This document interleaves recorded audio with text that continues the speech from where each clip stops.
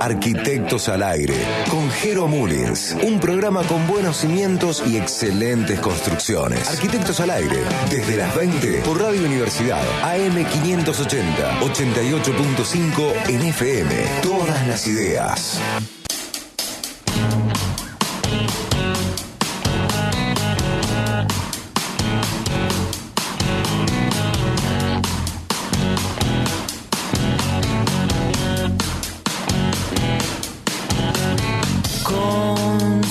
De un nuevo edificio que tenga madera, que tenga cemento, que tenga hierro fundido en el tiempo. Son tantos recuerdos, es tanto el esfuerzo que pueda faltar.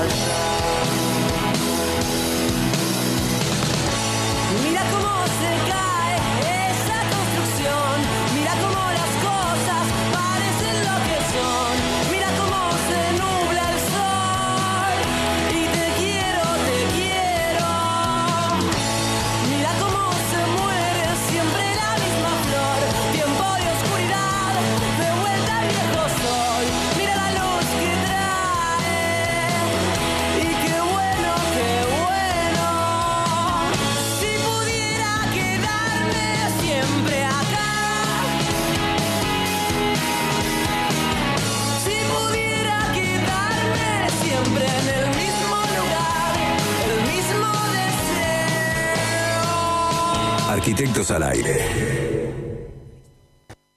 Auspicia este programa Corralón San Miguel. Todo en materiales para la construcción. Atención personalizada, servicio de entregas a domicilio, promos y los mejores precios. Avenida Donato Álvarez, 8509 en Argüello Norte y en Río Ceballos sobre la ruta E53, kilómetro 22. www.corralonsanmiguel.com.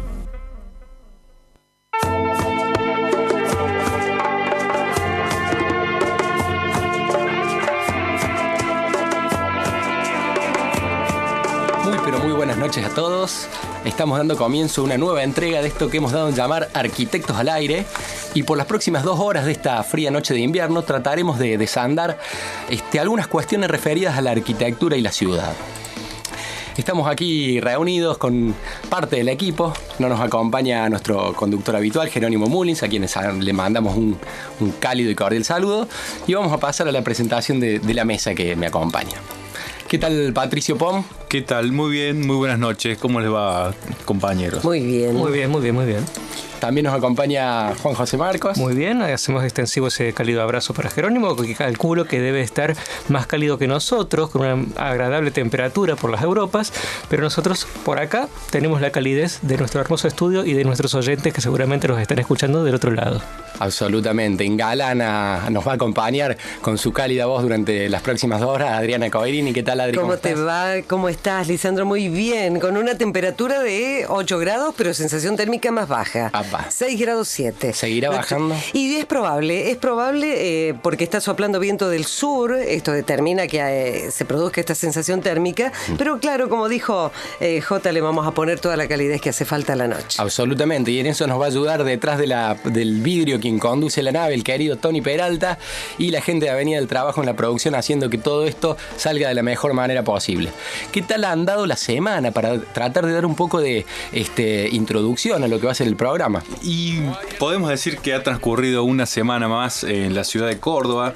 Algunas imágenes quedaron en el tintero de la semana, siempre un recorte muy arbitrario y personal de la realidad que traemos, pero bueno, algunas cositas que llamaron la atención esta semana en Córdoba, cómo el invierno impactó en los tiempos del avance de las obras. Como habrán notado, también impactó en las manos curtidas de aquellos obreros que fueron sin guantes a la obra.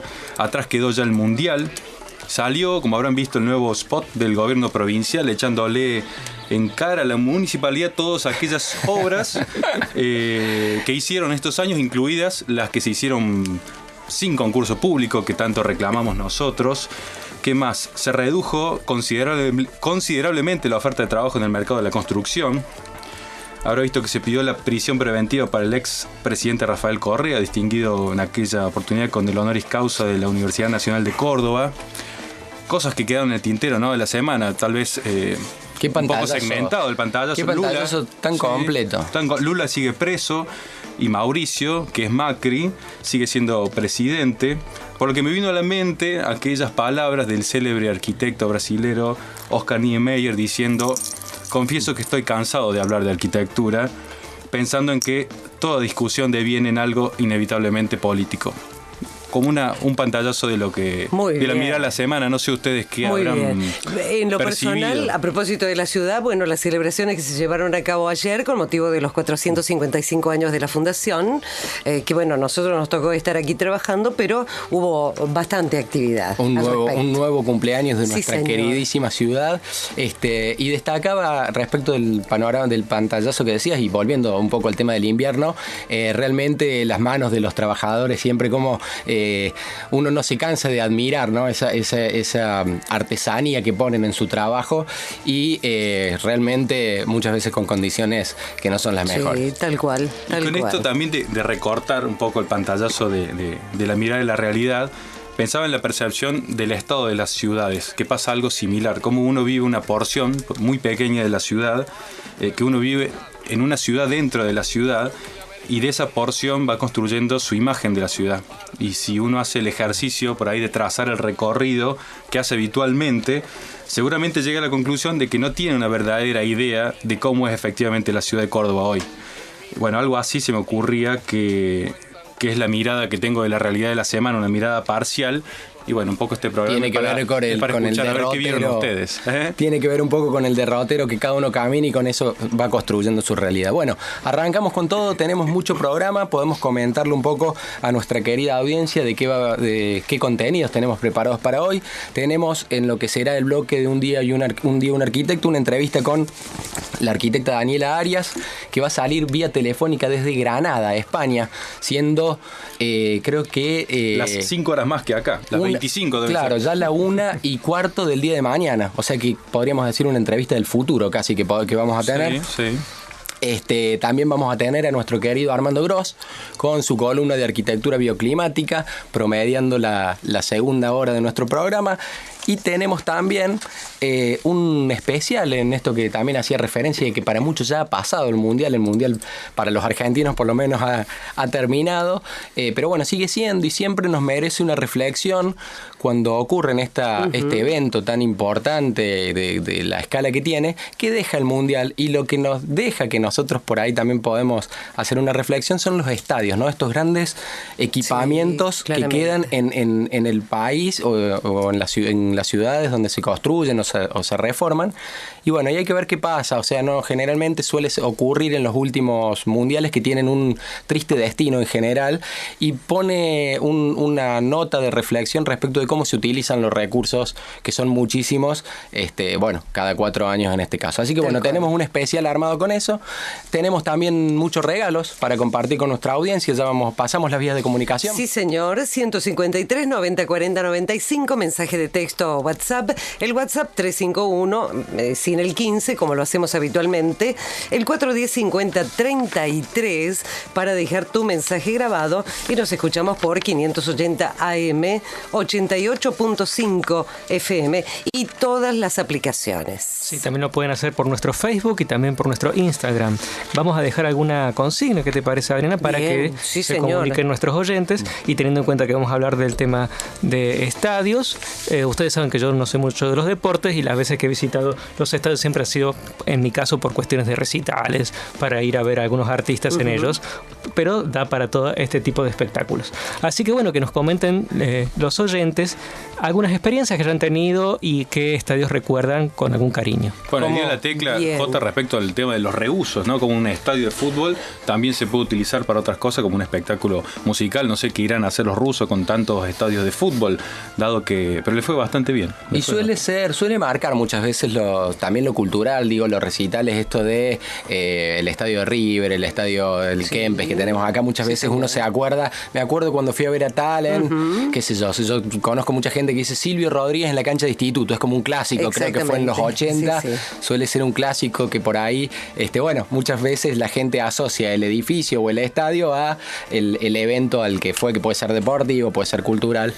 Esperemos que nuestra audiencia nos comparta seguro. algunos recuerdos en función de eso. Bueno, porque el Estadio Mario Kempes ha sido utilizado en muchísimas ocasiones para recitales muy grandes, ¿no? Generalmente ahora se utiliza el Orfeo, pero de todas maneras hay muchos y gratos recuerdos del Estadio Mario Alberto Kempes. Pues totalmente. Los regalos que tenemos para nuestra audiencia. Tenemos revista 3060, cuaderno latinoamericano de arquitectura, como todos los sábados que nos acompaña. Tenemos una revista para obsequiar a nuestros oyentes. Tenemos 2 vouchers de impresiones de nuestros amigos de color magenta. Y también tenemos los regalos de nuestros amigos infaltables del Corralón San Miguel, que también tenemos sus regalos para ofrecer esta noche. Totalmente. Bueno, esperamos que se comuniquen con nosotros. También a todos estos contenidos le agregamos la música que siempre nos acompaña. Y para próximamente vamos a escuchar alguna canción que ya Pero por supuesto, nos está preparando el querido Tony. Sí, señor. Auspicia este programa Gráfica Color Magenta. Imprenta digital, diseños, ploteos, impresiones y fotocopias en pleno centro de la ciudad. Vélez Arfield 254. Inés Monser y equipo nos ayudan a reflexionar sobre el rol de las mujeres en la arquitectura. La columna Un día, una arquitecta. Fieles a su instinto, las mujeres arquitectas revelan sus destrezas. Un día, una arquitecta. Detrás de toda gran arquitecta hubo un hombre firmando sus proyectos.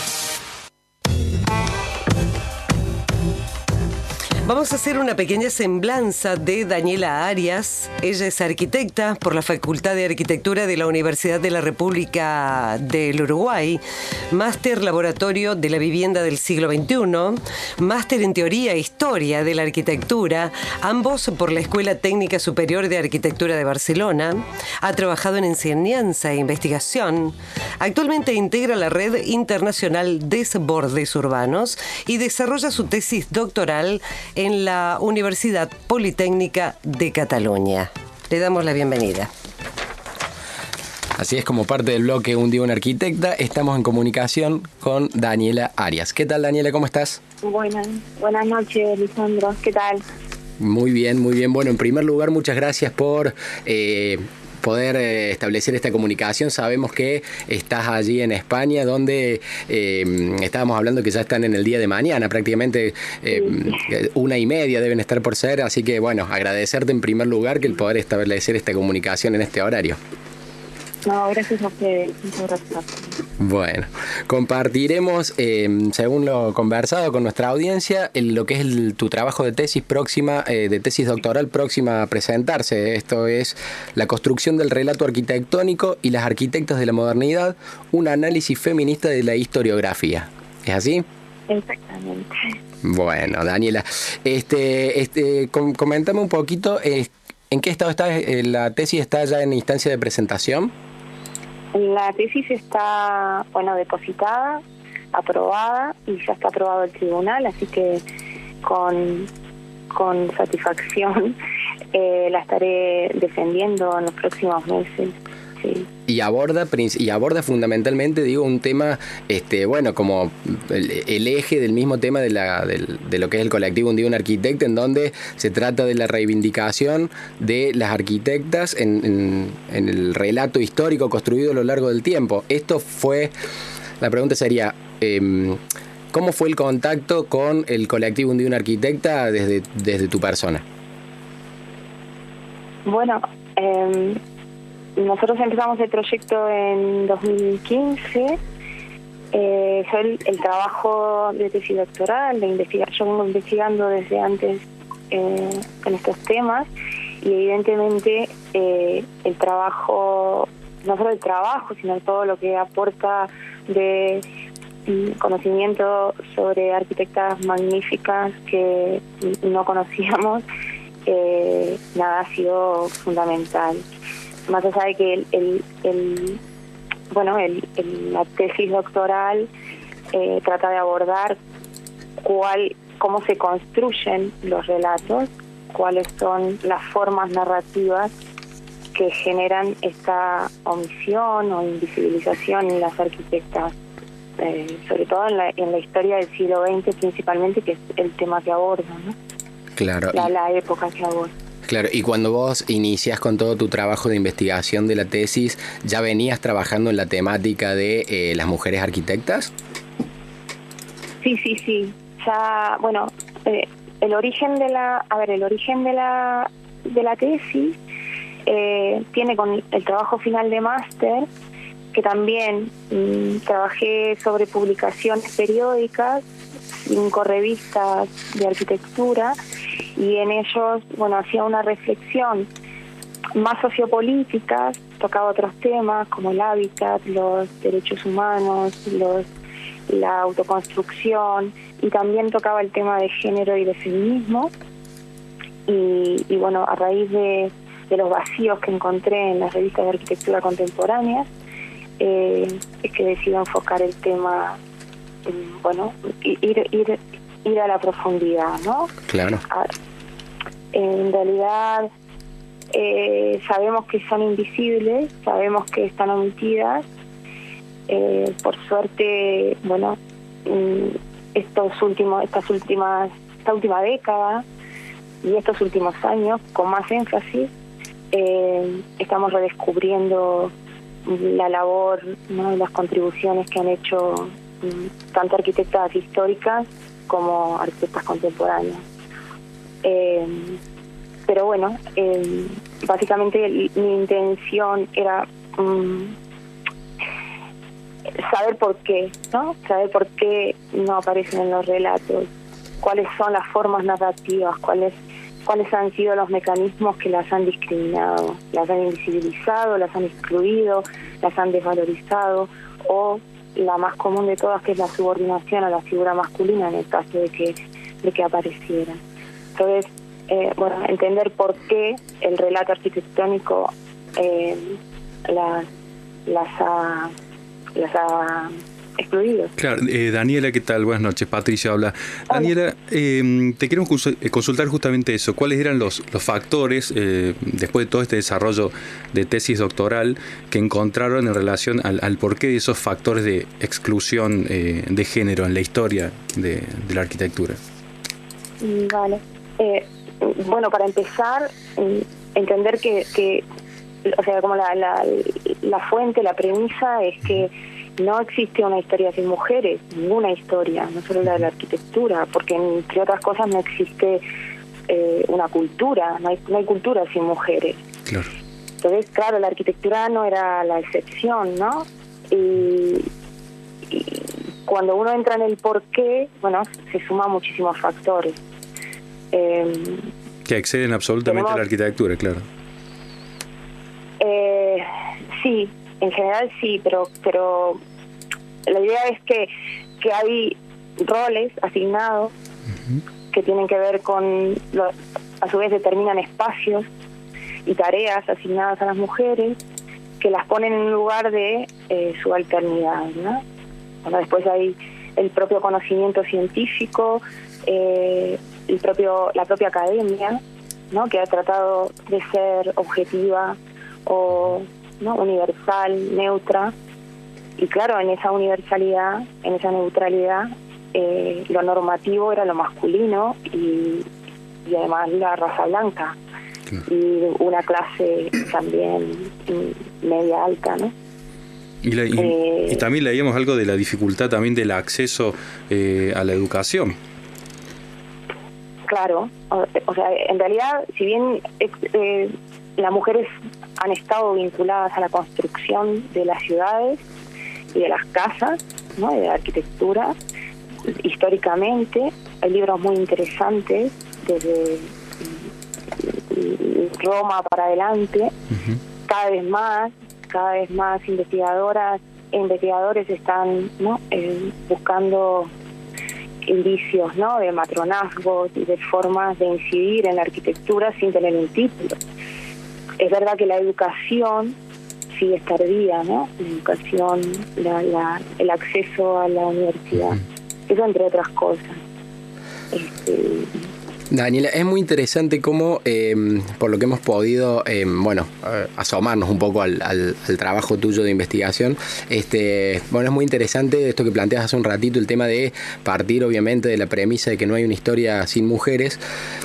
Esto también de los factores que recién hablábamos con Patricio y nos comentabas un poco de por qué era que en el relato se habían excluido la participación de las mujeres. Pero fundamentalmente en esto que mencionabas hace un ratito, el tema de los mecanismos discriminatorios que se han desarrollado. ¿Pudiste profundizar un poco en función de esto de la minimización, la desvalorización o la subordinación? ¿Cómo han sido a lo largo de los años, cómo se han ido produciendo estos mecanismos para justamente quitarles por ahí o ignorar de algún modo la participación de las mujeres o minimizarlas en los diferentes aspectos a lo largo de la historia? Claro, mi objetivo en la tesis es de alguna manera generar algún mecanismo que nos permita desvelar dónde están estas omisiones, estas desvalorizaciones, etc. Para eso recurro a otras formas o a otras disciplinas. Básicamente tomo 3 autoras que son de otras disciplinas, que tienen que ver con uno la comunicación, otra la historia del arte y la literatura, y otra de la sociología. A partir de esas 3 autoras, que son Joanna Ross, Victoria Sau, de comunicación, y March Artemis, de teoría sociológica. Entonces, como ellas 3 en sus respectivas disciplinas lo que hacen es determinar formas, mecanismos discriminatorios. Y a partir de ahí yo me armo, ¿no?, una metodología propia para poder analizar los libros que yo considero referentes, bajo algunos criterios considero referentes, o fueron referentes y lo son aún hoy, de la arquitectura, de la historia de la arquitectura moderna. Yo me genero esa metodología un poco propia, que no quiere decir que sea, como lo dice el título, es, ¿no?, un análisis feminista de la historiografía. Puede haber otro, pues se puede modificar o se puede ampliar, y como forma de mirar, ¿no? Y con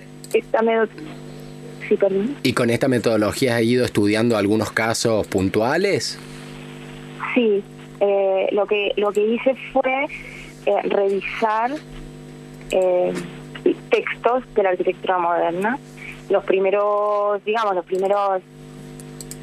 primer texto de Emil Kaufman, por ejemplo, que tiene la edición original en 1933, de Leduc a Le Corbusier, Origen y Desarrollo de la Arquitectura Autónoma, que fue el primer libro, que empieza a hablar como de la arquitectura moderna. El segundo, del 36, que es de Nicolas Fechner, que es pionero del diseño moderno. Y el tercero, es del 41, Espacio, Tiempo y Arquitectura, de Sigrid Lidl. Estos 3 son como los primeros 3 previos a la Segunda Guerra Mundial.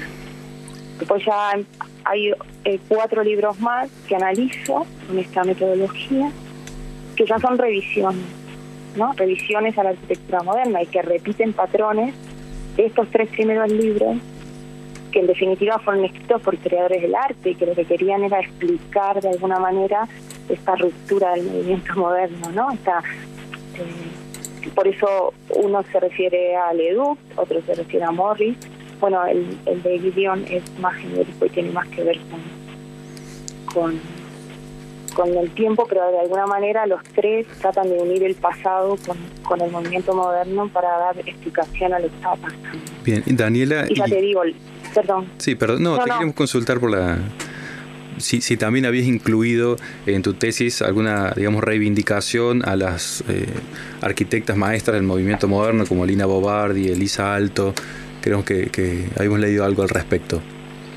Sí, bueno,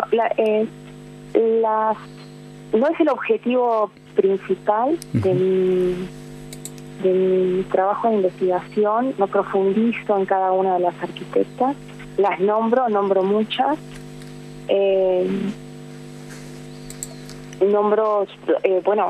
desarrollo, pero no profundizo. Bien. Desarrollo porque de alguna manera tengo que justificar por qué no están o por qué no aparecen, claro. ¿No? Si en un índice aparece un nombre que es L. Reich, yo puedo deducir porque ha habido en estos últimos años información sobre Lily Reich, pero son formas de invisibilizar. Entonces, para demostrar que debería haber estado, yo hago un pequeño desarrollo de su obra, pero no son, digamos, no es el objetivo. El objetivo es exclusivamente saber cuáles han sido los mecanismos discriminatorios. Bien. Estamos en Arquitectos al Aire, Universidad 580, ahora por el bloque Un día una arquitecta, en comunicación con la arquitecta uruguaya Daniela Arias, que estamos hablando desde Granada.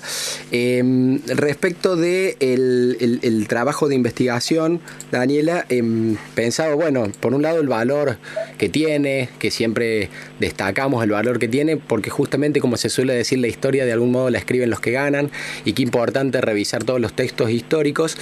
Y te quería preguntar, como encuentro en tu trabajo alguna suerte de, o posiblemente sea directamente un revisionismo histórico, ¿cómo se puede incidir en estos textos que muchas veces son tomados como clásicos?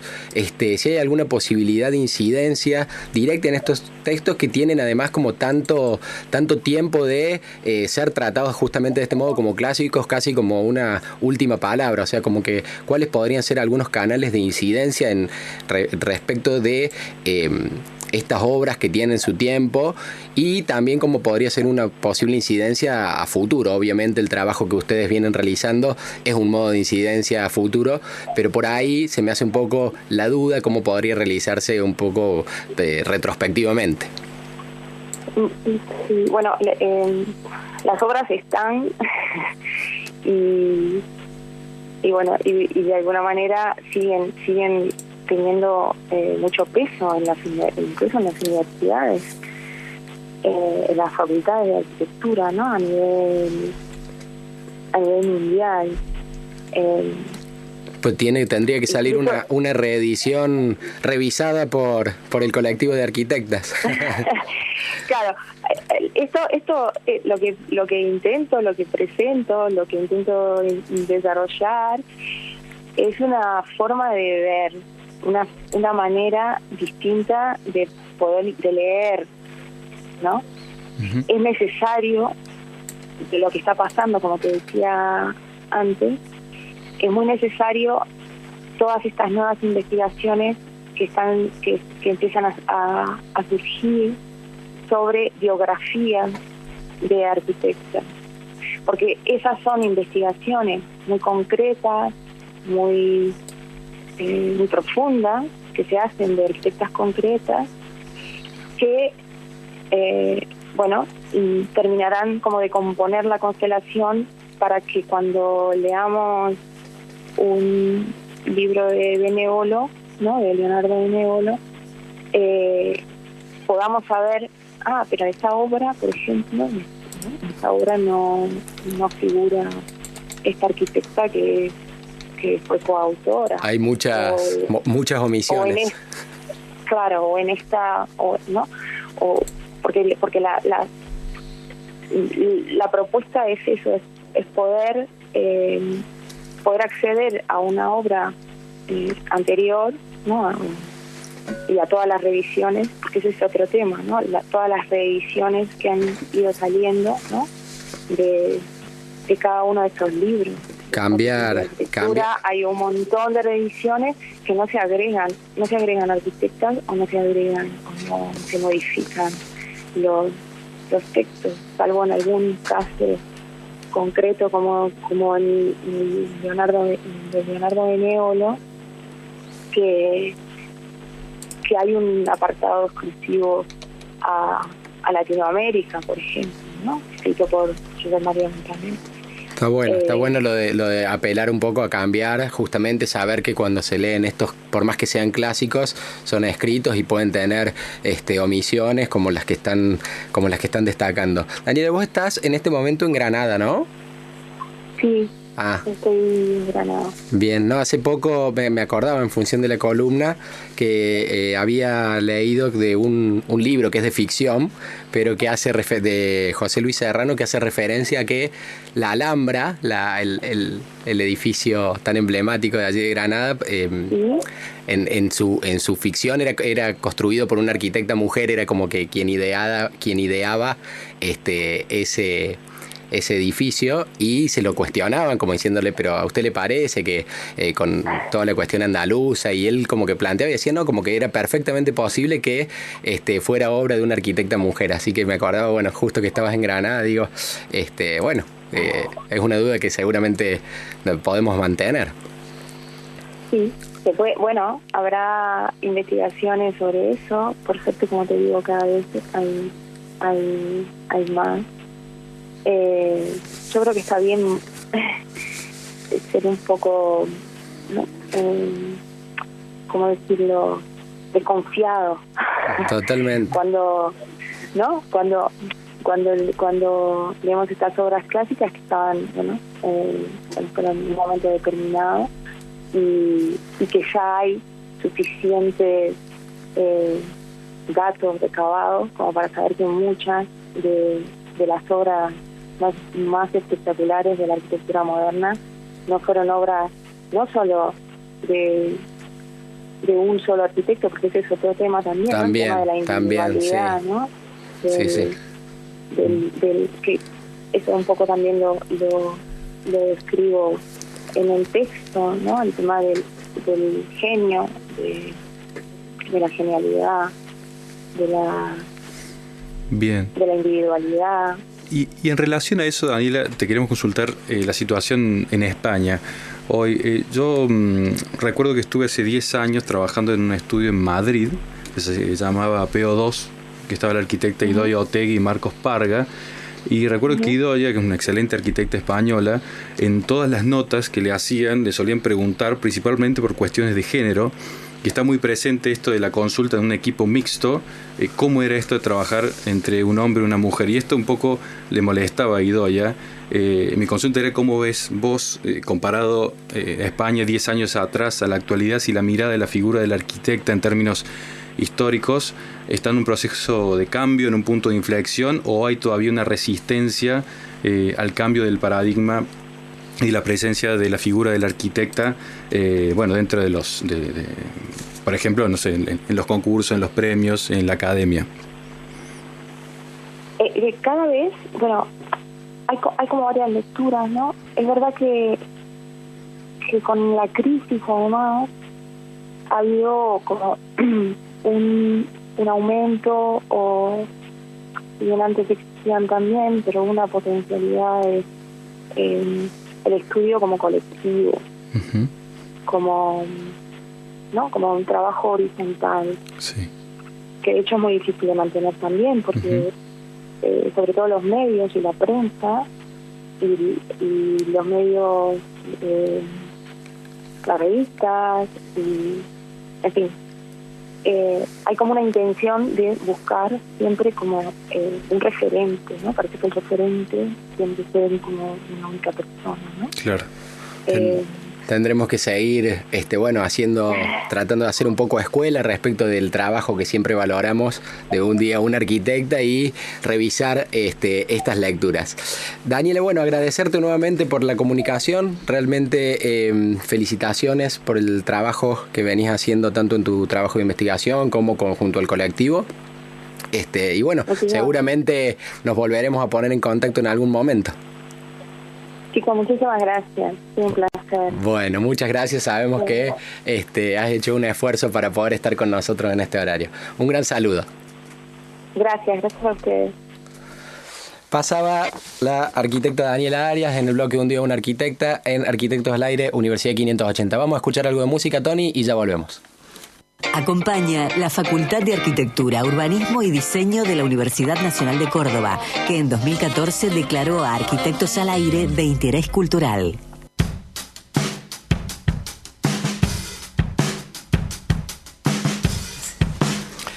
Seguimos en Arquitectos al Aire, todavía reflexionando de lo que fue la columna Un día una arquitecta, y teníamos para compartir algo de agenda, podemos ir adelantando. Así es, Lisandro. Actividades de la Regional 1, Colegio de Arquitectos de la provincia de Córdoba.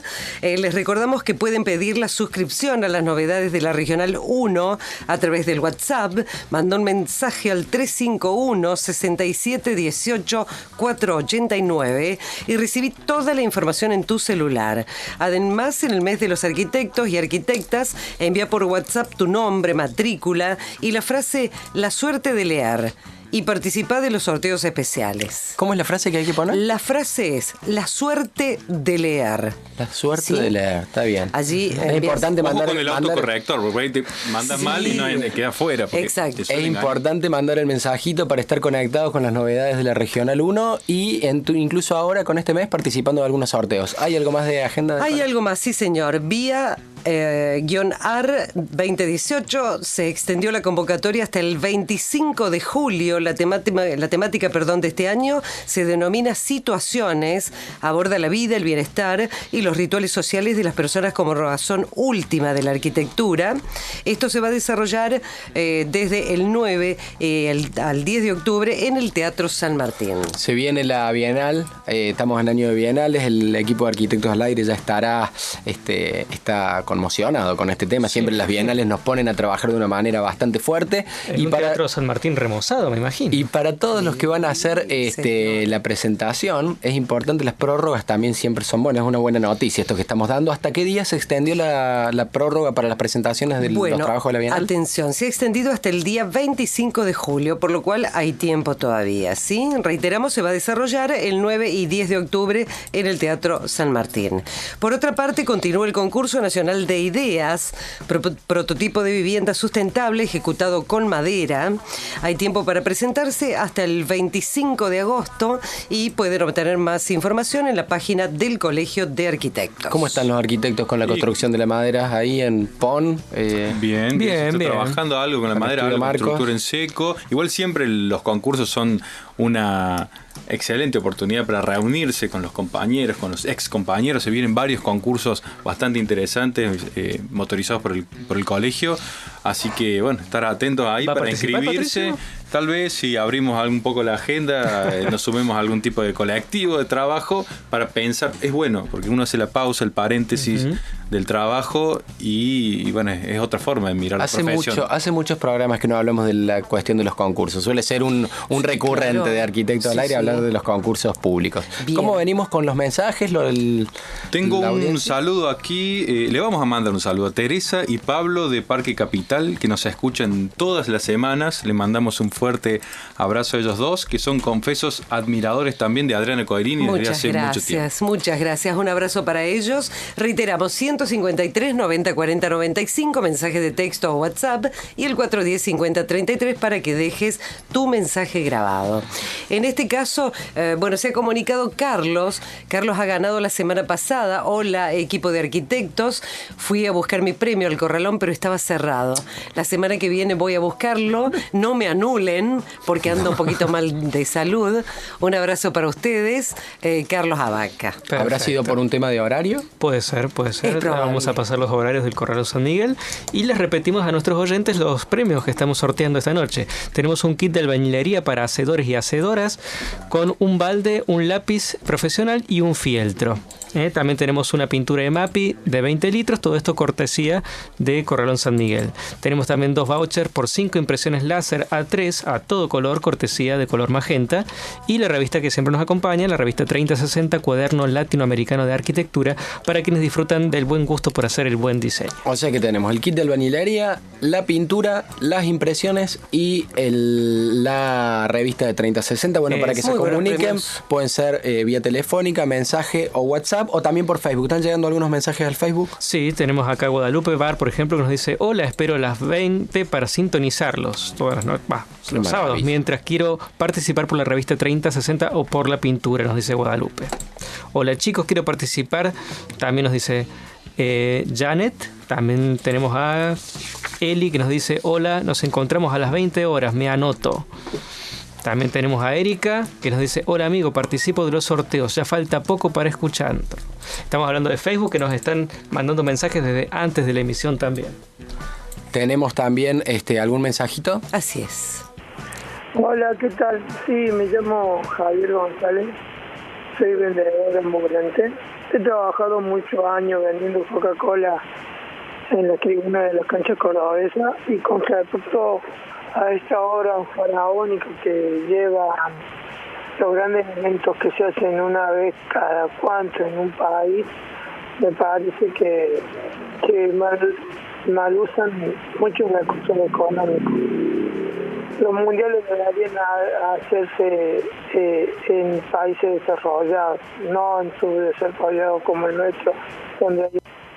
Chicos, buenas noches, acá del noroeste cordobés. Fíjense lo importante que es la mujer en la construcción, que básicamente lleva un hogar dentro de su cuerpo, ¿no es cierto?, para alojar nada más ni nada menos que la vida. Pero bueno, se la ha trasladado y se nos ha llevado como seres humanos a cosas como, por ejemplo, que no le dé la teta a ella y que tome la leche de un animal, por ejemplo. Así que bueno, el feminismo real empieza por lo más biológico. Un abrazo grande. Cómo me gustan los mensajes cuando son así también grabados, ¿no? Sí, señor, la espontaneidad de la gente, ¿no? El amigo del norte cordobés, un gran saludo. Nos escuchan, también me han comentado que nos escuchan a veces desde Santiago, del Estero. Bueno, gran audiencia de la mano de esta querida radio. Y el primer mensaje de Javier, el famoso Coca-Colero, ¿no? De los que tantas alegrías nos suele dar en los estadios. Así es. Y anticipado lo que se viene en el próximo bloque, vamos a estar hablando un poco justamente de lo que dejan los mundiales, estos gigantes, estadios gigantes, muchas veces utilizados como todo en todo su apogeo, con todo lo que permiten, y muchas otras veces no, con un destino un poco de algún modo triste, que pone en jaque y pone en duda cómo se utilizan estos recursos cada 4 años. ¿Qué te parece si escuchamos algo más de música? Bueno, Lisandro, antes le quiero responder al señor Carlos sí. Los horarios del Corralón San Miguel. Puede retirarlo los sábados de 8 a 13. El domingo está cerrado, claro. Y de lunes a viernes tiene un horario muy amplio. De 8 a 13 hacen una pausa hasta las 15 y luego desde las 15 hasta las 19:30. Perfecto. Probable que haya ido luego de las 13. Entre las 13 y las 15. Exactamente. Es bastante habitual en los comercios referidos a la construcción que hagan ese corte al medio. Exactamente. Hay un nuevo horario en la sucursal Argüello, que es de lunes a viernes de 8 a 13 y de 14:30 a 19 horas.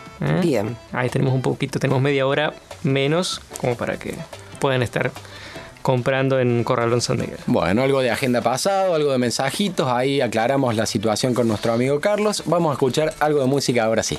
Acompaña la Facultad de Arquitectura, Urbanismo y Diseño de la Universidad Nacional de Córdoba, que en 2014 declaró a Arquitectos al Aire de interés cultural.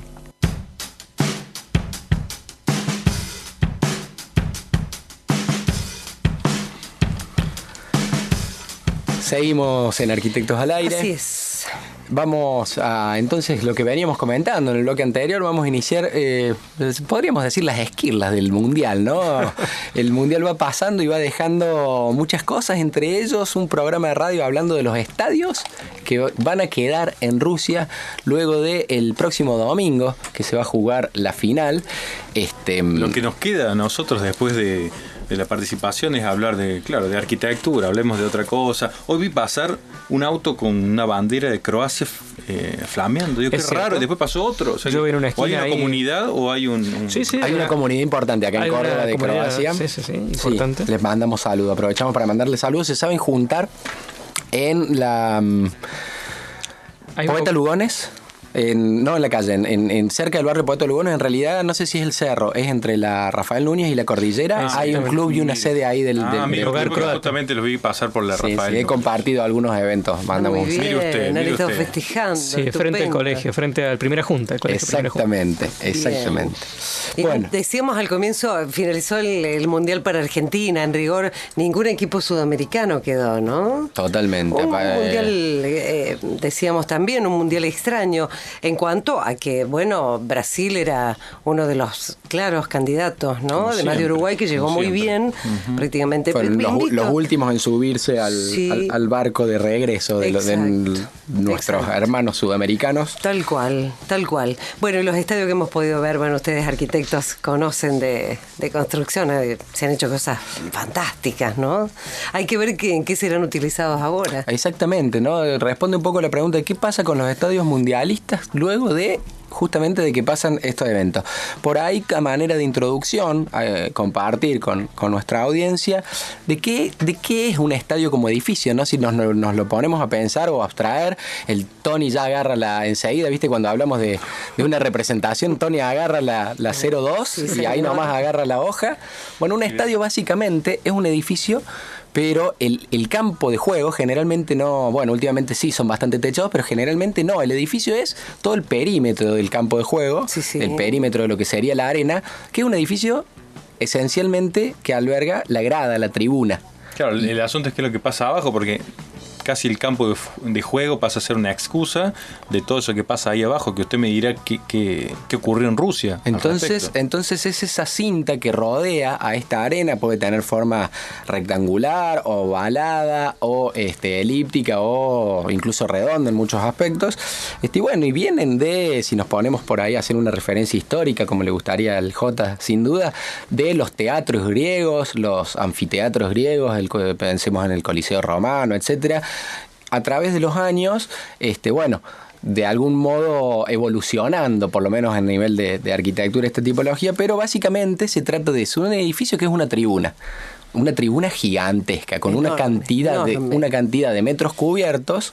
Ahí lo tenemos al dibujo del Tony, ya seguramente lo vamos a estar subiendo en las redes. ¿Qué síntesis? El Samara dice que dibujó, qué maravilla.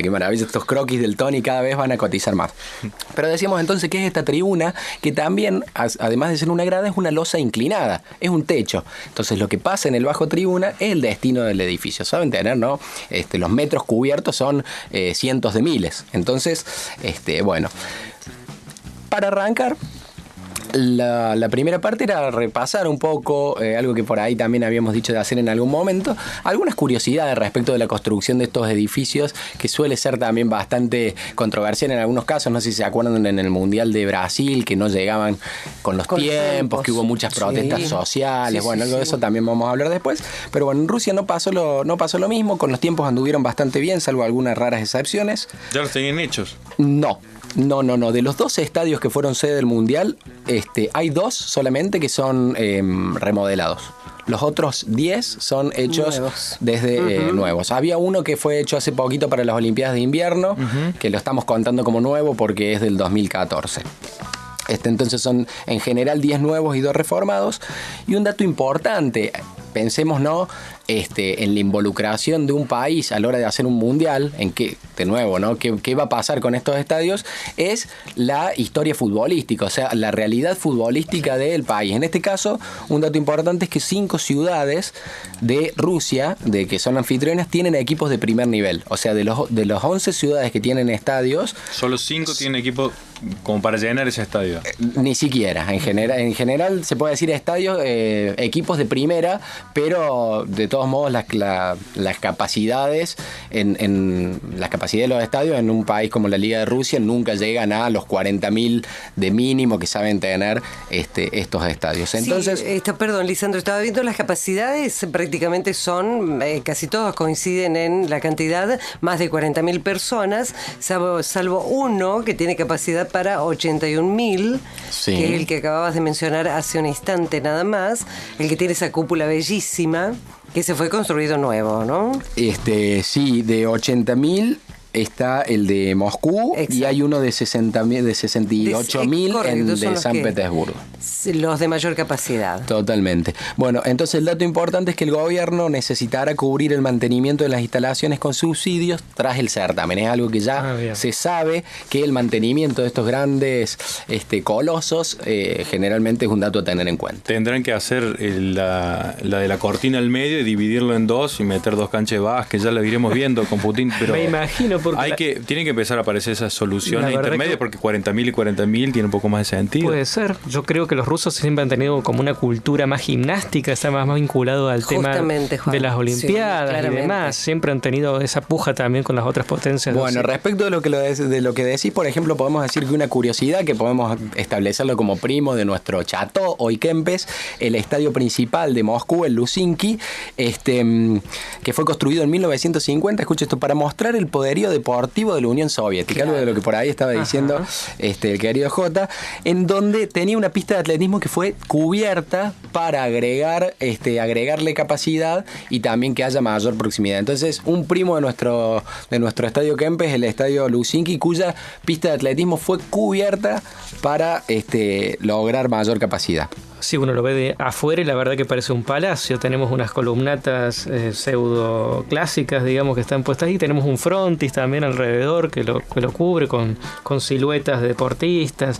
Tiene una cuestión bastante clásica, con una arquitectura bastante clásica en comparación a los estadios modernos. Y en los estadios que han sido renovados o reformados se da una muy interesante combinación arquitectónica entre lo que eran las grandes estructuras, generalmente de los años 50, 60, de cuando fueron construidos, con la actualidad.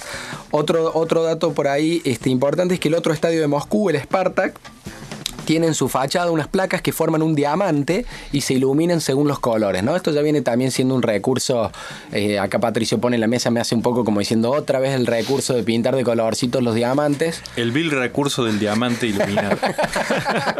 Ahora es muy imponente, ¿no? Un estadio realmente interesante. Yo quisiera ver si lograron hacer lo que hicieron, ¿se acuerdan? En el 2002. No sé si los rusos lograron patear el tablero. Yo recuerdo que en 2002, en el Mundial en Japón, Hiroshi Hara, que recuerden que estuvo en Córdoba aquella vez que hizo esas casitas frente al Carafa, pateó el tablero y lo que hizo fue la cancha. Es decir, no, ¿para qué vamos a hacer que toda la estructura de la cubierta se abra para que entre el sol y con el sol crezca el césped? Sí, lo que podemos hacer es motorizar la cancha, que salga fuera del estadio, que le dé el sol y luego la volvemos a ubicar. No sé si todavía el mecanismo funcionará. Espero que no haya pasado lo que ocurrió con la cubierta, recuerden, de la Facultad de Ingeniería, que se abría también y que ahora por problemas de mantenimiento no se abra, pero es una excelente obra de arquitectura.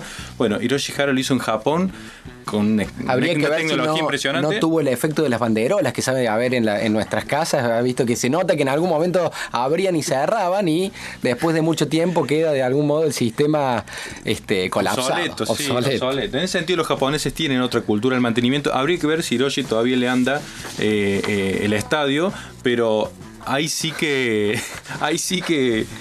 patearon el tablero. No sé si con W40 ¿Qué cancha era esta? El Sapporo Dome. El Sapporo Dome. O sea, me estás diciendo que la cancha entera salía. La cancha dice, bueno, apretaron un botón, meterle play y la cancha toda salía hacia afuera hasta que le da el Algún sol. oyente nos va a llamar diciendo que eso hubiera querido que hagan con algunos jugadores de Argentina, capaz de que lo saquen directamente afuera del estadio. No vamos a incentivar ese tipo de llamados. Bueno, también podemos decir, en función de esto de que del Sapporo Dome, que puede no funcionar, el estadio de San Petersburgo, el que decíamos otro de los grandísimos estadios, podríamos hacer capaz que todo un bloque de un programa entero, ¿no? Porque dicen que todo lo que podía salir mal con el estadio salió mal.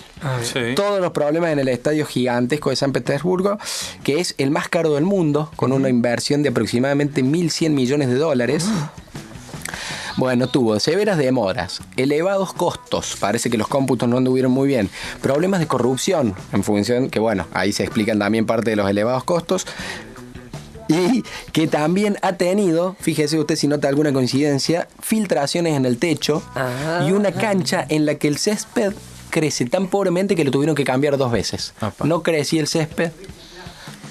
Y curiosamente, ¿no? Uno de los más caros y tampoco es, por las imágenes que uno puede ver, no es el... No es tan llamativo, vos decís. Exactamente. No es tan espectacular. Sí, como para que se dé cuenta la audiencia, parece una especie de barco que está a la vera de un río, un cauce de agua, que debe ser la poética que han querido hacer los diseñadores, pero... Claro. Pero ¿cómo es, no? Por ahí muchas veces el más caro, el que ha tenido más problemas. Sí, y otra señor. cosa, respecto del tema de las filtraciones en el techo, es que justamente tiene un techo retráctil para la lluvia, parece ser que no ha funcionado tan bien. ¿Qué más tenés? Otro estadio que llama la atención es el estadio Fish de Sochi. Los tienen... Bien la pronunciación. Sí, he estado estudiando para esto. Este estadio, la particularidad que tuvo fue que fue realizado para las Olimpiadas de invierno. O sea, no era para ser de fútbol y lo tuvieron que acondicionar para que sea de fútbol. Entonces tuvieron que hacer toda una obra. La verdad que este estadio es muy bonito. Ese se ve bien. Ese lo podemos aprobar. Emula una cúpula de hielo. Sin comentarios, por favor, Patricio. No. ¿Jugó Argentina? No. No, allí se jugó Alemania, Suecia, Australia, Perú, etcétera. Es de los arquitectos, famosos arquitectos Sig Mostovic, que son famosos allí en Rusia. Bueno, una interrogante respecto de que ya vamos a desarrollar es que justamente en la ciudad de Sochi no se sabe qué va a pasar porque no hay equipo de fútbol directamente. Claro. Entonces, o aprenden a jugar al fútbol o acondicionan el estadio para otro tipo de deporte. Justamente podrían hacer una buena pista de patinaje. Pero es notable que no hemos recibido muchas publicaciones de arquitectos rusos. Yo por lo menos no se me viene a la memoria ningún estudio importante que hayamos estudiado la obra en los últimos años de Rusia. Es todo un evento ver obra de arquitectura rusa. Totalmente. Bueno, sí, tal vez en respecto los 50, a los autores, pero sí hay que decir que creo que 4 de los 10 estadios nuevos han sido realizados por Populous, que es una firma muy grande de arquitectos que se dedican a estadios. O sea que bueno, ahí se ve que han tenido bastante trabajo con esto. Bueno, el de Samara, que preguntabas, Adri, recién, este es muy bonito, tiene una cúpula de cristal. Una cúpula de cristal a manera medio como como un formato medio estrellado. Precioso. Y que su diseño está inspirado en los viajes espaciales. Porque justamente la ciudad de Samara es famosa por la industria espacial. ¿Está bien? Ahí es el que estaba dibujando Tony Peralta. Muy bien. Otro estadio con un diseño particular y llamativo es el estadio de Novgorod. Según se ve en la foto, es con un techo que parece que flota sobre unas columnas blancas. Y también podría ser un problema para el futuro porque el club de la ciudad de Novgorod, el club de fútbol, tiene un promedio de 1.000 hinchas por partido. Un estadio con capacidad para 45.000. Imagínense las cargadas de sus rivales cuando solamente 1.000 se tengan que distribuir en esas gradas. Una cosa que se está haciendo y por lo menos para lo que se viene de Qatar es una premisa, te diría, que de casi todos los estadios, es que luego del Mundial se reduce casi a la mitad. Como que tienen todo un sistema de butacas, que eso se puede sacar y hacer como áreas VIP, etcétera. Bien. Acá para este Mundial de Rusia lo han usado en 2 o 3 estadios, pero para Qatar parece ser eso como algo que va a ser mucho más. Igual se ven bien, pero hasta ahora no hay ninguno así descollante como la Alianza Arena de... ¿Quién era? Herzog and de Meuron, que propusieron todo un revestimiento absolutamente innovador. Bueno, es otra arquitectura, otra escuela, ¿no?, de arquitectura, pero por lo pronto no se parece mucho a la arquitectura high-tech que nos tienen acostumbrados desde Europa. Fíjate si encontrás, yo no sé si estamos compartiendo en el Facebook alguna de estas imágenes. Sí, ahí me confirma Poli que sí. Y nosotros estamos compartiendo y viendo. Fíjate por ahí el de Rostov puede tener alguna semejanza a la Alianza Arena con esta cobertura total. Y el de Rostov, que es diseñado por esta firma Populous que decíamos recién, es uno de los que ha pensado en esto de reducir de 45.000 a 25.000 espectadores, de 45.000 a 25.000 luego de pasar a la Copa del Mundo, y también tiene un proyecto con bases sustentables para realizar un proyecto de ciudad verde que protege los humedales al sur del río.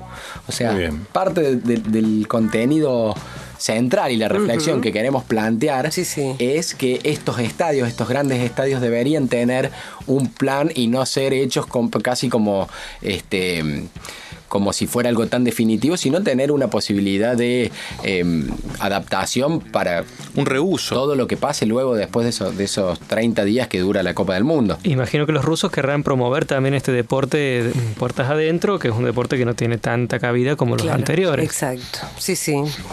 Tenemos también algunos otros estadios, sí, Sandro. Sí. Bueno, ¿puedo responder una preguntita de un oyente que nos consulta? ¿Me podrían decir los resultados de hoy del Mundial? Gracias, José. Estamos repasando, partido de la hora 15 que se disputó hoy. Croacia eliminó a Rusia en penales y jugará ante Inglaterra. 2-2 terminaron. Exactamente. Uh-huh. Y el otro, ganó Inglaterra. Así es. Inglaterra fue 2-0. 2-0. A Suecia. Bien. Nos hemos transformado en radio deportiva con este bloque. Hay dos. Un abrazo a Rubén Divido, que siempre nos deja saludos, que verdaderamente sabe. Totalmente. Algún oyente que quedó con esa expectativa. El de la ciudad, lo que era la ciudad de Volgogrado, que antes era la famosa ciudad de Stalingrado, la arena Volgogrado tiene la particularidad de que durante la construcción, y esto pasó también en algunos otros casos, encontraron proyectiles sin estallar. Y algunos decidieron dejarlos. No, algunos remanentes de lo que fuera el pasado bélico de algunas de estas ciudades. Sí, la Segunda Guerra. Totalmente. Y lo que pasa con el Rotor Volgogrado, el club de fútbol de la ciudad, acaba de descender a tercera división, con lo que también un estadio para más de 45.000 personas va a ser algo difícil de sostener y sustentar, ¿no? Porque en realidad tampoco es que quedan para no quedan para los clubes de fútbol, sino que quedan para el Estado. Son obviamente del patrimonio de la ciudad, y muchas veces lo que pasa es que después los clubes no pueden afrontar el alquilar para el uso de esos estadios. Entonces generalmente caen en desuso. Qué despropósito, ¿no? Atendiendo a lo que pasa, por ejemplo, aquí en el Club Junior, con la cancha colmada generalmente de público, que nos está quedando chica, y que en Rusia pasen estas cosas. Un despropósito. Totalmente, para nuestros amigos de General Paz Juniors. Una fachada muy interesante la de Volgogrado. Muy linda. Muy linda. Un gran reticulado, digamos, que rodea a toda la estructura, que es la parte fundante de la estructura, en cruz. Es como si fuese una especie de... Ahí se esforzaron un poco más en la fachada, pero tampoco demasiado. Pareciera como que los proyectistas rusos tienen como una cierta aversión a la curva, que está bien, lo respetamos. Que los estadios viene bien a veces. Que los estadios es una oportunidad, creo que es una oportunidad, pero bueno, lo respetamos porque a ellos le dieron la obra. Bueno, habría que ver cuál es el que están mirando, porque por ejemplo en el de Kaliningrado lo construyeron sobre un pantano.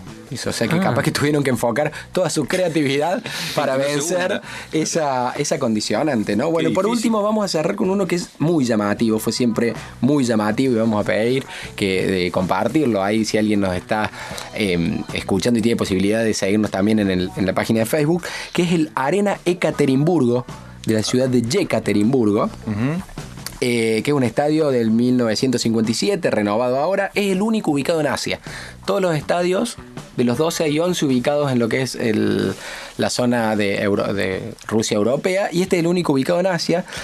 Y tiene un diseño muy inusual, porque tiene el edificio original, que tiene como si fuera como un cilindro, que en un momento la envolvente del perímetro se corta y sobresale unas tubulares, ¿no? ¿Esa tubular que la agregaron? Exactamente. Porque antes era como el de Soto de Moura, que tenía dos tribunas enfrentadas, digamos. O sea, no había forma que se encuentren las tribunas adversarias, porque en el medio no había ningún tipo de... Sobre el lado largo de lo que sería el campo de juego, estaban las dos tribunas, y le agregaron sobre los lados cortos, pero queda como muy agregado, totalmente agregado, casi afuera de la cancha. Llama mucho la atención, incluso cúpula, la altura. Son 12.000 asientos temporales, ¿no? Que están en torres de andamios que se extienden sobre los muros. O sea, es casi como estar mirándolo medio como desde un balcón de afuera. Así que este estadio la verdad que fue muy llamativo por cómo pudieron resolver, y dice que que es impresionante la experiencia de vértigo. Imagínense. Se sube en teleférico. Tenemos que buscar la altura que se sube con esos andamios, porque la verdad que es muy llamativo. Bueno, por ahí hacer un repaso de qué pasó con los estadios de Brasil 2014, muy sintético. Tenemos un dato que es de que los 11 de los 12 estadios construidos o reestructurados para el Mundial de Brasil, nunca han recibido, 11 de los 12 estadios nunca han recibido el público suficiente para llenar la mitad de las gradas construidas, ¿no? Y pensemos en Brasil, ¿no? Un país con ligas de fútbol, campeonatos enteros de fútbol, muchísima gente, muchísimos aficionados, pero que, como les decía, lo que generalmente pasa es que los grandes clubes de fútbol tampoco utilizan esos estadios por una cuestión de que no pueden afrontar los costos de alquiler. Entonces, lo que pasa es que los recintos languidecen, se quedan sin mantenimiento, sin el uso efectivo, y empiezan a ser utilizados, por ejemplo, como aparcamientos, como estacionamientos, y empiezan a aparecer usos, la verdad, que de muy diferentes como tipos. Shoppings, ¿no se utilizan como shopping? Hay algunos proyectos que sí, pero de los de Brasil no. En el de Rusia sí. Hay dos casos muy puntuales en el de Brasil, que es el de Manaus, que el Estado directamente lo puso a la venta porque no puede afrontar el mantenimiento, y que de los 96 partidos del campeonato del Amazonas, este era el estadio que era muy polémico, que era del Amazonas, solo 2 partidos de los 96 del campeonato se pudieron celebrar en el estadio. O sea, tiene una capacidad ociosa demasiado grande. Imagínense que el Estado directamente lo puso en venta. Y el otro estadio llamativo de Brasil es el de Brasilia, que ha pasado a funcionar como una sucursal del gobierno. Pensemos en Brasilia, ¿no? Que es la sede del gobierno, donde lo están utilizando como oficinas. Entonces también funciona como estacionamiento de los autobuses de la ciudad. Interesante. Todo lo que nos ha traído el compañero. ¿Y cuánto dinero, no? Sí. Que se utilizó. Pues veía también en Maracaná que sufrió algunas modificaciones. Pero bueno, es un clásico. Es un clásico, ¿no? Pero sobre todo en un país que, bueno, tenía otras prioridades también económicas que a veces uno hace pensarlos. Vamos a ver qué pasa con Qatar. Ya hay algunos videos dando vuelta de los estadios. Siguen en la misma línea. Son estos estadios súper emblemáticos, súper esculturales, en donde en Qatar, bueno, ya conocemos un poco el Qatar, que se promueve como un destino permanente turístico a nivel mundial. Y bueno, todos estos sí grandes centros comerciales, pero habría que ver qué pasa, porque por ejemplo también tenemos el caso de Sudáfrica, donde los estadios no se pudieron solucionar. Bueno, me parece que la reflexión sería que a la hora de que se va a hacer un mundial en un lugar, bueno, ¿qué podría ser el estadio? Hay ideas para meter vivienda, equipamientos de salud, Claro, pensar en el paso posterior. La verdad que es muy interesante lo que nos ha traído acá Lisandro, y me queda en el tintero de Ekaterimburgo, cómo en esto que nos preguntamos siempre, si la forma per se va después de la función de la forma, que realmente en términos de forma uno ve esa tribuna tubular que le han agregado, se podría acercar bastante a Defecio, que le llamamos en la arquitectura, pero en términos de uso realmente tiene muchísimo sentido, es decir, una estructura digamos de uso efímero que va a ser utilizada por un mes, luego eso se quita y el estadio vuelve a su forma original y a su función con una lógica en términos de espacio más cercana a lo que realmente se necesita. En estos casos realmente está súper justificado que la imagen del estadio sea esa. Tendremos que hablar con nuestros contactos de la organización de la FIFA y de los próximos mundiales, de los próximos estados organizadores de mundiales, que generen algún concurso para ver si la creatividad de los arquitectos puede encontrarle algún sentido a estas grandes moles. A mí me ha sorprendido claramente, y les pregunto a ustedes, porque estaba viendo el Estadio Nacional de Brasilia, que uno cuando ve la imagen de estas obras refiere a alguna otra elemento. Parece claramente un filtro de aire de automóvil. ¿Qué sería esa construcción? ¿Es la cubierta? El Estadio Nacional de Brasilia. Claro, ¿cómo que sería? Y pareciera como una galería perimetral de circulación donde uno se va a conectar. Es una sucesión de columnas, ¿no? de columnas muy altas. Pero raro. Sí, totalmente ¿no? Sí, original. Redondo. Sí. Igual me parece que el del Maracaná también tiene me parece como una estética que tienen algunos estadios brasileños que pueden. Sí, pero con otro formato, ¿no? Sí. Claramente con... Y una tensoestructura que hace de techo arriba, que está muy bueno para ver. Exacto. Bueno, 21:30 ya se viene la llamada con Armando Gross para la arquitectura bioclimática. Nos queda un rato más de Arquitectos al Aire y más música para escuchar. Auspicia este programa 3060, Cuaderno Latinoamericano de Arquitectura, críticas, obras recientes y toda la actualidad sobre arquitectos contemporáneos de la región. Más información y suscripciones en www.30-60.com.ar. Taller de Bioconstrucción. De la mano del arquitecto Armando Gross. Ser sustentable o no ser. Pensar en verde no es solo un eslogan. No es solo un eslogan.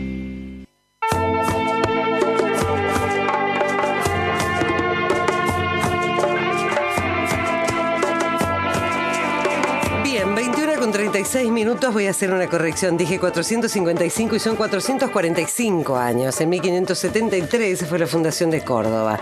O sea que le agregué 10 años más. Pero bueno, uno por allí piensa futuro y... Mira, Adri, después de que Messi erró un penal, yo creo que los errores, ya todos sabemos que podemos cometer algún errorcito, y aparte si lo ves también con alguna perspectiva, ese dato va a estar bien dentro de 10 años. Correcto. Se le falta un poco de madurar. Sí. Le pido disculpas al oyente y a todos los oyentes por incurrir en 10 años más a Córdoba. Son 445 años. Perfecto. Muy En bien. la recta final del bloque se viene la columna con Armando Gross. Exactamente, con Armando Gross, que le damos nuestra bienvenida en nuestro programa. ¿Cómo estás, Armando? Hola, ¿qué tal? Muy buenas noches ahí a todo el equipo. ¿Cómo lo estás pasando? Me imagino que estás en un lugar un poquito más frío aún del que estamos nosotros. Sí, la verdad que sí. No estoy ahora precisamente en la cordillera, pero estamos en el lugar, bueno, en la zona sur de la Patagonia. La verdad que la parte más, bueno, al norte de la Patagonia sería en la ciudad de Chipoleti. Ajá. Y está amenazando con una lluvia y con una nieve constante, y sí, la verdad que las temperaturas están interesantemente bajas. O sea, no hay mejor excusa que esta para hablar de lo que vamos a hablar esta noche, que es de diseño bioclimático. Exacto. Contanos un poquito. La columna de hoy, sí, diseño bioclimático, y un poco también tratar de delinear lo que puede llegar a ser el pensamiento termodinámico, que parece una nueva corriente, digamos, que se puede aplicar no solamente al diseño de viviendas, eso por ahí nos atañe más a nosotros, pero sin duda que se desprende de una nueva corriente de diseño y de proyectos. Me imagino que todo esto viene para también lograr una mayor eficiencia energética, que es algo que nos viene bien también para bajar un poco los precios en las cuentas, que están viniendo bastante saladitas a nuestros hogares. Contanos un poquito. Sin duda. Contanos entonces, Armando, cómo podemos hacerlo y, bueno, qué herramientas tendremos desde la arquitectura para lograr esto. Bueno, en la parte la vamos a estructurar de una manera sencilla y vamos a tratar de hacer énfasis en, como dijiste bien, Jota, en el tema del diseño bioclimático. Tratar de enfocar un poquito y de compartir un poco las reflexiones sobre lo que atañe el diseño bioclimático. Nosotros lo escuchamos muchas veces, como también escuchamos la eficiencia energética y demás.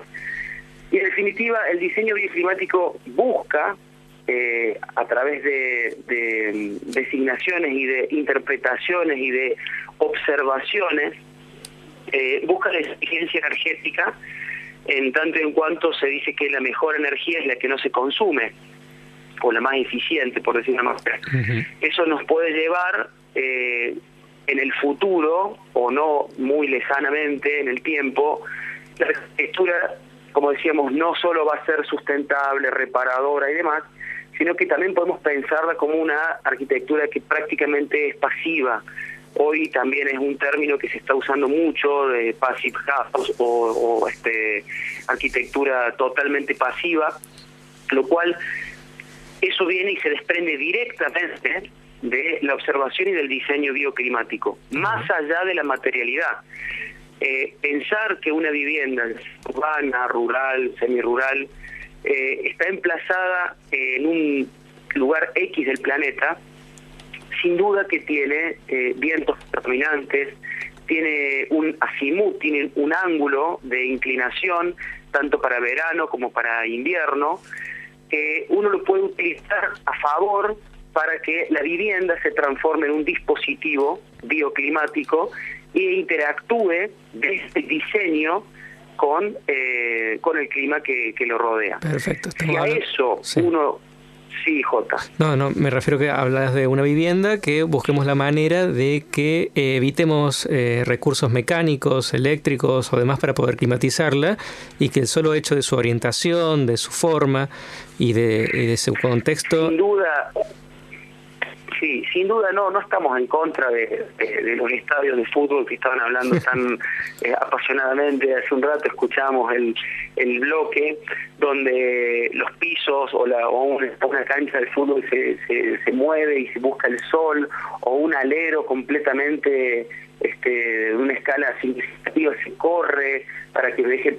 A ver, nosotros consideramos que inclusive la misma domótica, que es algo que está en la cresta de la ola y también se lo asocia muchísimo con la eficiencia energética y con la sustentabilidad, nosotros consideramos que desde el diseño y desde la observación uno puede lograr, orientando bien una vivienda o un edificio, cualquiera sea sus funciones, sin duda que teniendo una correcta observación de cómo va a interactuar el clima y los cardinales y los puntos cardinales, yo ya tengo varios puntos ganados con respecto a la eficiencia energética. En eso estamos de acuerdo. Y otro punto interesante que se puede desprender de este análisis, es que nosotros materializando ese diseño con envolventes superiores, laterales, que tengan... por eso viene la idea de el pensamiento termodinámico, de pensar cómo funciona la energía, el calor.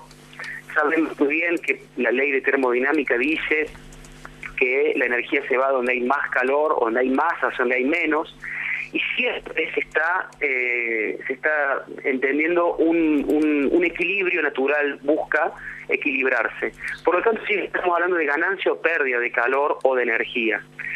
Si nosotros pensamos de esta forma, y siempre que diseñamos y designamos los envolventes, hoy ya por hoy es bastante sencillo conocer los coeficientes de transmitancia térmica de los materiales. Sabemos que hay materiales que acumulan el calor y lo retienen. Sabemos que hay materiales que dejan pasar los rayos de onda corta, se transforman en onda larga, y esa onda larga no pasa por a través de un cristal, por ejemplo, de DBH o de alguna transparencia.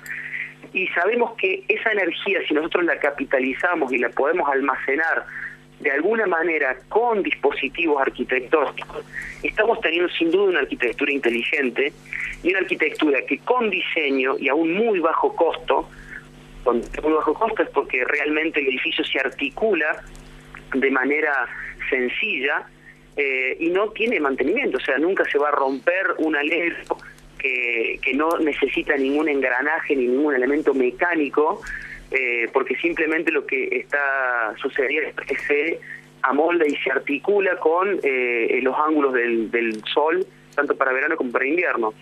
Entonces, es interesante pensar y reflexionar y imaginarnos que si yo proyecto una vivienda o un edificio donde esa energía proviene directamente de la energía del sol o la energía de algunos electrodomésticos que uno tiene, y la misma gente que la habita, nosotros somos máquinas que producimos energía, calor, en el mayor o menor medida, y una vivienda bien aislada, correctamente aislada, y con una capacidad en ciertas envolventes de almacenar ese calor, torna una vivienda bastante eficiente y se lo acerca a lo que denominamos vivienda pasiva. Bien, se nos ocurren algunos ejemplos, por ejemplo, algo que tiene algunos años ya, el muro Trombe, que hemos hablado bastante aquí en el programa.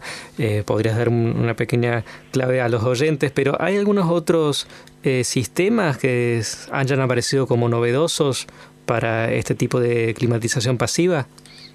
Bueno, sin duda le hemos hablado tantas veces sobre las cubiertas cuando están vegetalizadas, y tenemos la posibilidad de que en verano esa cubierta está totalmente verde y está totalmente llena de frondosidad de las gramíneas o de alguna especie.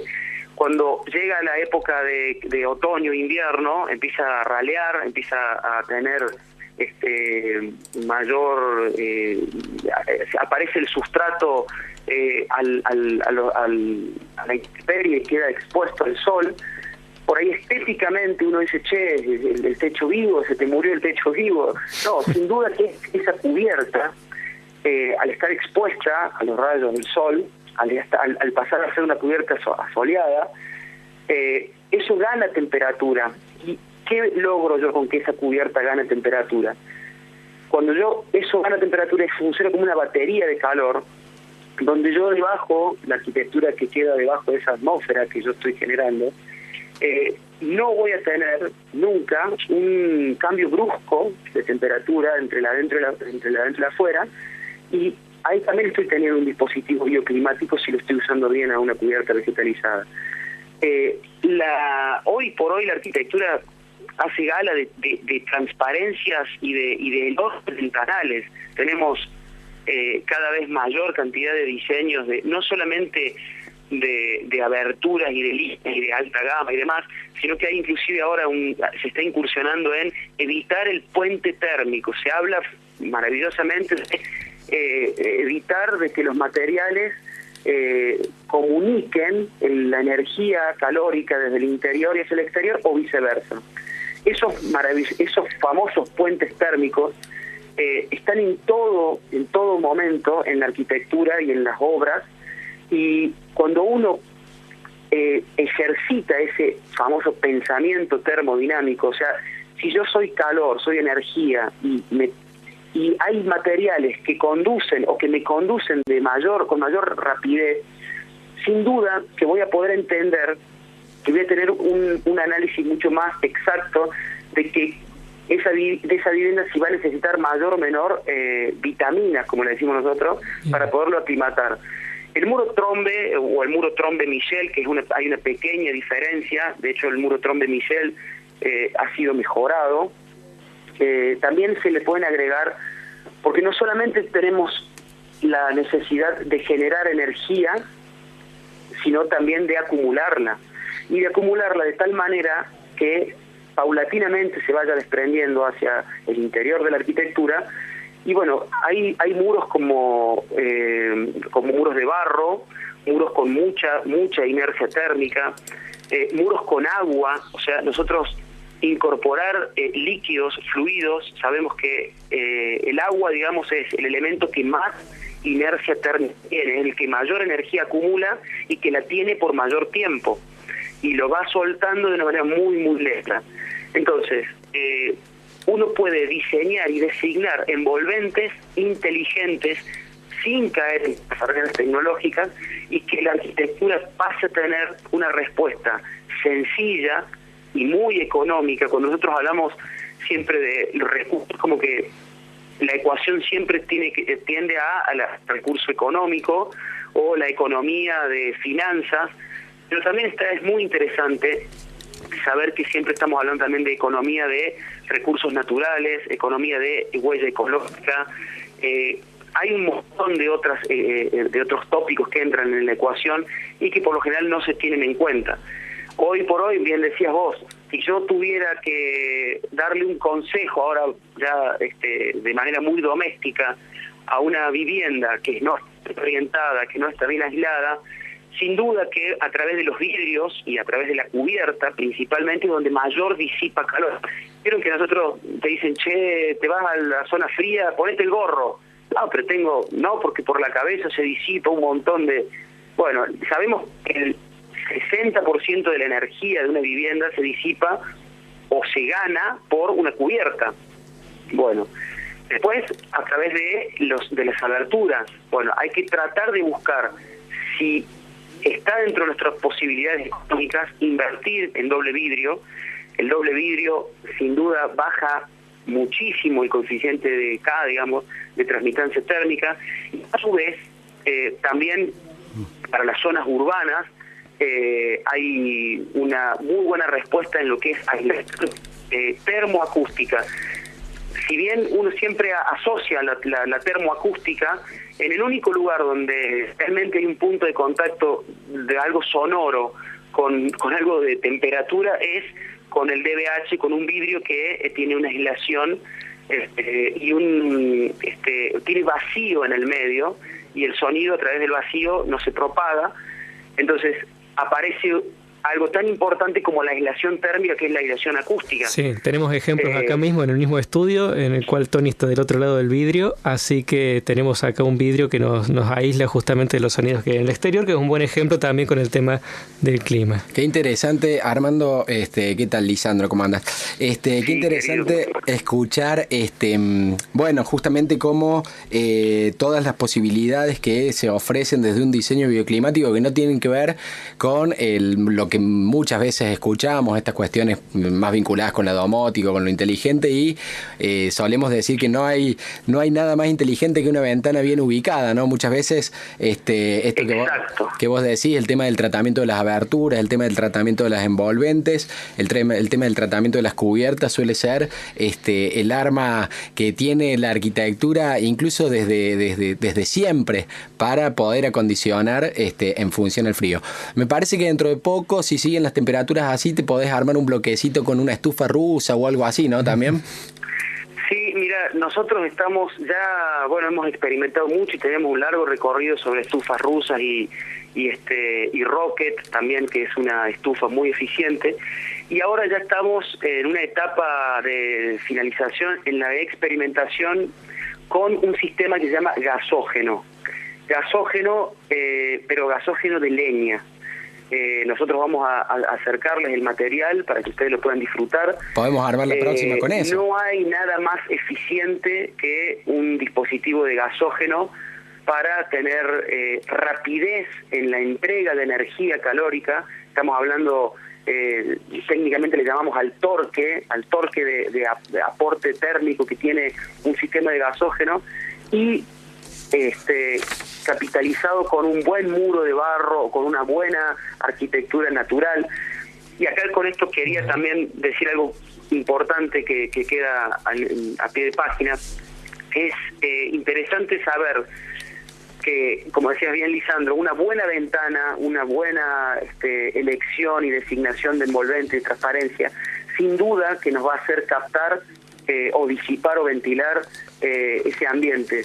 Pero también es muy importante, sobre todo cuando hablamos de diseño bioclimático y de vivienda pasiva, saber de que todos los materiales que nosotros estamos usando en obra y que ya después tienen su vida útil y nos van a promover esta tan ponderada eficiencia energética, tienen un prontuario y vinieron al mundo seguramente consumiendo y fagocitando energía del planeta. Y a su vez esos materiales después a veces son difíciles de desactivar o terminan en relleno sanitario. Entonces es ahí cuando desde el diseño bioclimático materializado a través de la bioconstrucción o de los biomateriales o las biotecnologías, obviamente mixta, ¿no es cierto?, usando de manera con mucho criterio los materiales por ahí industrializados como el hormigón, el acero, madera cerrada de bosque certificado y demás.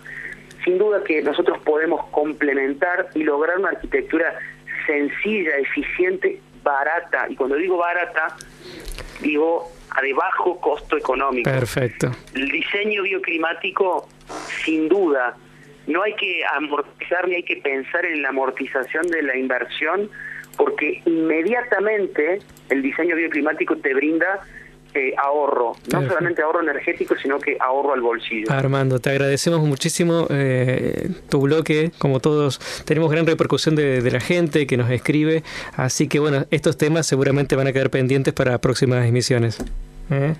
Sin duda, yo les agradezco muchísimo. Quiero aprovechar para mandarle un cariño grande a toda la gente y la comunidad allá de Córdoba, a mi familia, Sara y Eva y Julieta, que están allá escuchándonos, a ustedes.